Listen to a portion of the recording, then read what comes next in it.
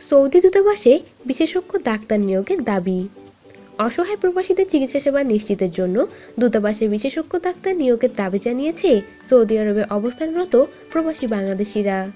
মঙ্গলবার রাতে সৌদি আরবের রাজধানী রিয়াদে ঢাকা মেডিকেল সেন্টারের সভাকক্ষে gbnews24.com এর সপ্তম বর্ষে পদার্পণ উপলক্ষে এক আলোচনা সভায় বক্তারা এই দাবি জানান। আলোচনা সভায় সভাপতিত্ব করেন মুকসুদপুর প্রতিদিনের প্রকাশক ও রিয়াদস্থ প্রবাসী গোপালগঞ্জ জেলা ঐক্য ফোরামের সভাপতি আরকান শরীফ। প্রধান অতিথি ছিলেন সৌদি আরব জাতীয় শ্রমিক লীগের সাধারণ সম্পাদক ও বাংলাদেশ হিন্দু পরিষদের নির্বাহী সভাপতি বাবুল দাস। তারা বলেন, বৈধ পথে ভিসা পাসপোর্টে এসে প্রবাসীরা অবৈধ হয় প্রতিনিয়ত। দিন দিন এই সংখ্যা বাড়ছে। আকামাবিহীন প্রবাসীরা ক্লিনিক কিংবা হাসপাতালে চিকিৎসা সেবা থেকে বঞ্চিত।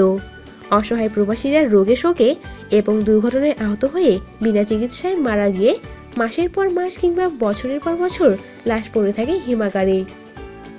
তাই তাদের জীবদ্দশায় চিকিৎসা সেবা নিশ্চিতের লক্ষ্যে দূতাবাসের বিশেষজ্ঞ ডাক্তার নিয়োগ জরুরি।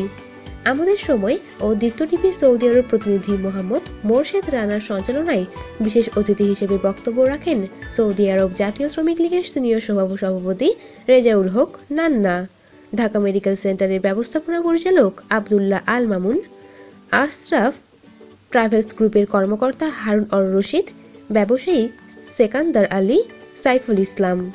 বক্তব্য রাখেন প্রবাস বাংলা সম্পাদক ও 21 টিভি প্রতিনিধি ওহিদুল ইসলাম, সাপ্তাহিক পাঠক সংবাদের প্রধান সম্পাদক ও 52 বাংলা টিভি প্রতিনিধি ইকবাল হোসেন এবং জিবি নিউজের সংক্ষিপ্ত ইতিহাস তুলে ধরেন বর্তমান কণ্ঠের প্রধান সম্পাদক ও জিবি নিউজের নিজস্ব প্রতিনিধি মফিজুল ইসলাম চৌধুরী।